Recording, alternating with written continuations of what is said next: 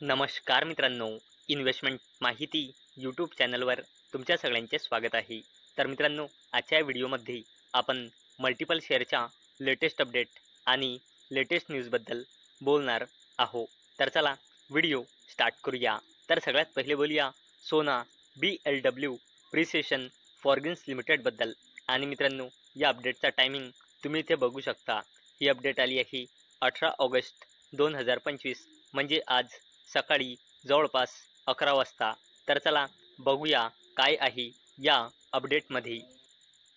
तर मित्रांनो, सोना BLW प्रिसिशन फॉर्गिन्स लिमिटेड या कंपनीमध्ये ICICI प्रुडेन्शियल म्युच्युअल फंडने आपल्या वेगवेगळ्या स्कीमच्या थ्रू कंपनीमध्ये आपली हिस्सेदारी वाढवली आहे. तर मित्रांनो, पहिले सोना BLW प्रिसिशन फॉर्गिन्स लिमिटेडमध्ये ICICI प्रुडेन्शियल म्युच्युअल फंडची हिस्सेदारी होती 5.045%. म्हणजे कंपनीचे ICICI प्रुडेन्शियल म्युच्युअल फंड जवळ पहिले शेअर होते 3,13,66,049 शेअर. नंतर मित्रांनो, सोना BLWचे ICICI प्रुडेन्शियल म्युच्युअल फंडने अजून 2.015% हिस्सेदारी खरेदी केली. म्हणजे सोना BLWचे 1,25,29,303 शेअर खरेदी केले.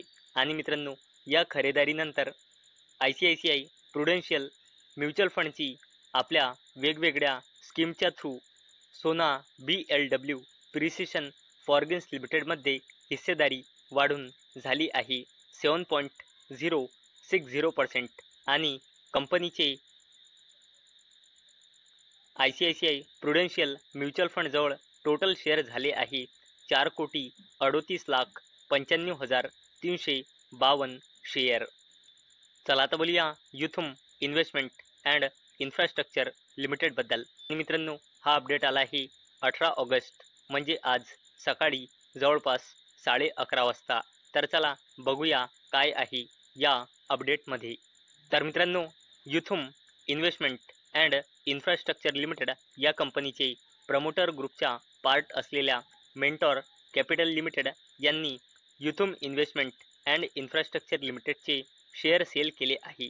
तर मित्रांनो, पहिले युथम इन्व्हेस्टमेंटमध्ये मिसेस अल्पना डँगी यांची हिस्सेदारी होती युथम इन्व्हेस्टमेंटमध्ये 65.30% आणि त्यांच्याजवळ कंपनीचे शेअर होते 11,09,09,060 शेअर.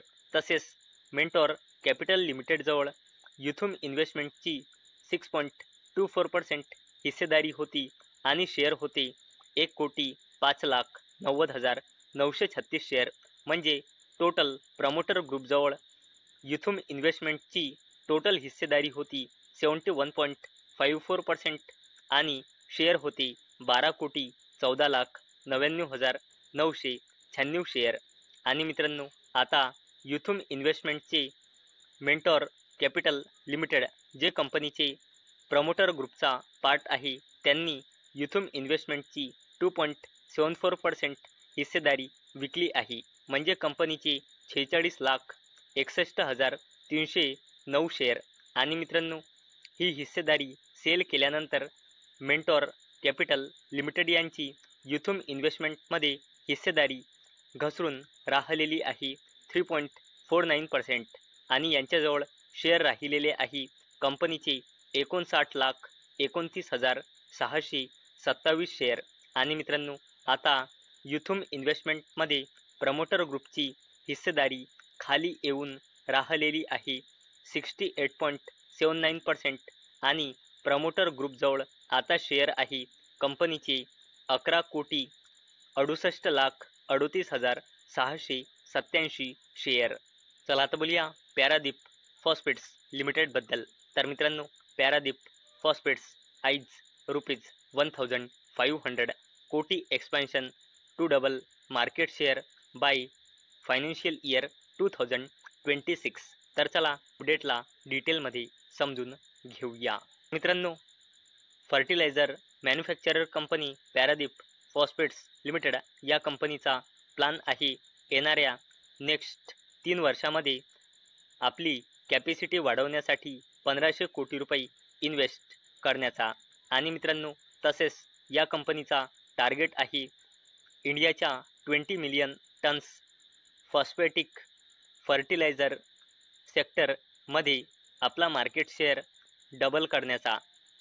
फायनान्शियल इयर 2026मध्ये आपला सेल्स 3 मिलियन टन्सपर्यंत नेण्याचा या कंपनीचा टार्गेट आहे आणि मित्रांनो करंटली या कंपनीचा मार्केट शेअर आहे या इंडियाच्या 20 मिलियन टन्स फॉस्फेटिक्स फर्टिलायझर सेक्टरमध्ये 12%, जो डबल करून कंपनीला करायचा आहे 25%. चला आता बोलूया MIC इलेक्ट्रॉनिक्स लिमिटेडबद्दल आणि मित्रांनो या अपडेटचा टायमिंग तुम्ही इथे बघू शकता. ही अपडेट आली आहे 18 ऑगस्ट म्हणजे आज सकाळी 10 वाजता. तर चला बघूया काय आहे अपडेटमध्ये.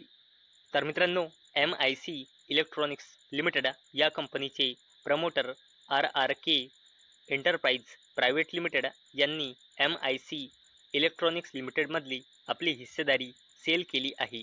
तर मित्रांनो MIC इलेक्ट्रॉनिक्स लिमिटेडमध्ये पहिले RRK एंटरप्राइज प्रायव्हेट लिमिटेडची हिस्सेदारी होती 56.45% आणि शेअर होते 13,60,42,273 शेअर.